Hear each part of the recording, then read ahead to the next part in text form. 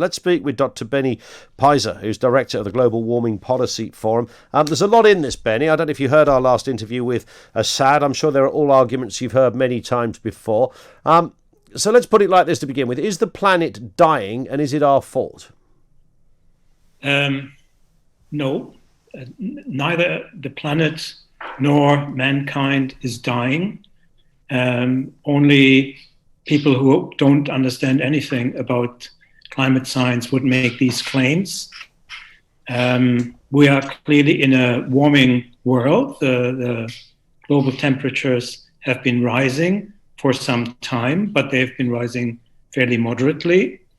And I feel a bit sorry for the climate activists, because this is a kind of ritualistic discussion that has been going on for 30, 40 years.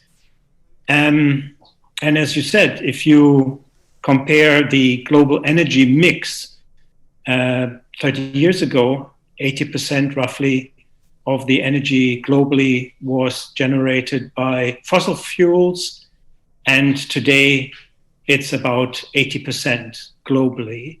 And energy demand is going to rise again by 50 to 100% in the next 20, 30 years, particularly in the developing world. So there's a complete discrepancy, as you said, between the claims of a climate emergency and the actual reaction and response by governments around the world. That discrepancy is getting wider every year. And the main reason that people are beginning to question this more apocalyptic scenario is when they look at their household bills, their energy bills, because they will face a real disaster in the next few years in rising costs everywhere, not just energy-wise.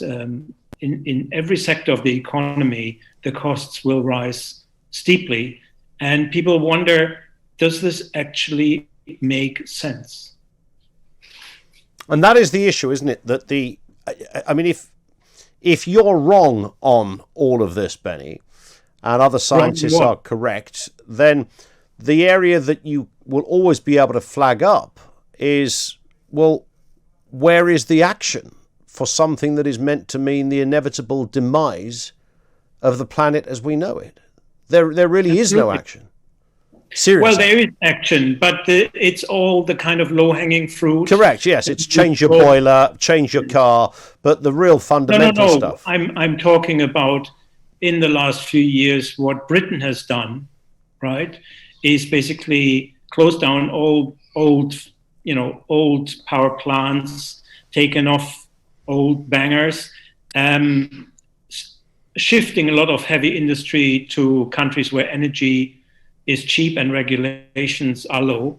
But what I'm saying is the policy costs, the cost of what we're doing is far worse for families in this country than the impact of climate change.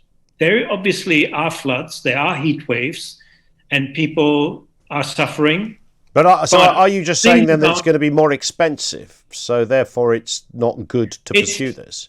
Well, if you waste hundreds of billions of pounds on wind turbines and solar panels instead of making our communities more resilient to floods, which will happen in any case. Let's face it, they happened before the Industrial Revolution, and they will happen once we decarbonize. These floods happen.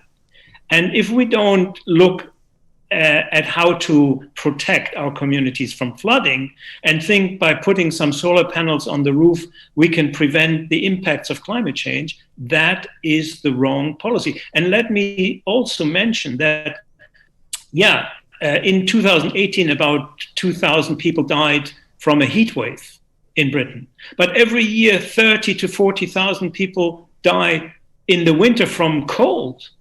So you have to get your priorities right. If you really think as a government, you have to spend money, invest money to tackle climate change, it makes much more sense to make communities I'm more bound resilient. to ask you then, though, Benny, why do the what appears to be the majority of climatologists and people who work in this world of science, why do most of them disagree with you? Why, when I read that this letter was signed by 11,000 scientists, this letter was signed by 50,000 scientists, the bulk of the world of science is against everything you've just said, Benny? Well, if that's the case, then they are very foolish, because they should know that the most important issue is to protect communities rather than just. But is that a false protection? Is that a short-term thinking? If you're protecting communities, saying we don't want to put your bills up too much because that's very difficult for you, but don't worry, you're going to fry to death in the meantime, then they would say, well, it's a fool's errand, isn't it? No scientists say we are going to be fried to death. They are saying that the majority of scientists say that if we don't decarbonize, which, as I said, is highly unlikely given the global picture, then we will face by 2100, we will face temperatures somewhere between 1.5 and 3.5 degrees warmer. That's what they're saying. Doesn't mean that we'll all die. It would mean we live in a very, very hot, warm climate. But that doesn't mean, the extinction of mankind. That's a scare that no credible scientist would say. The point is that what the UK government should focus upon primarily is to protect communities from the impact of the climate that is happening now. Okay. So you're saying it's an inevitability, climate changes, so work on addressing it that way rather than try to stop the climate, which your contention is isn't possible anyway.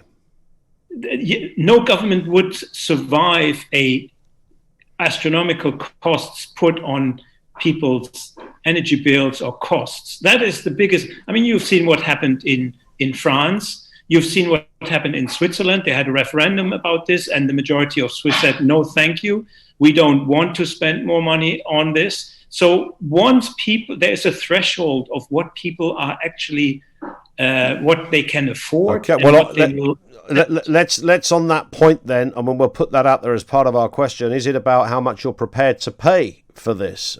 Benny, we stop there for time. Thank you. Dr. Benny Peiser, who's the director of the Global Warming Policy Forum.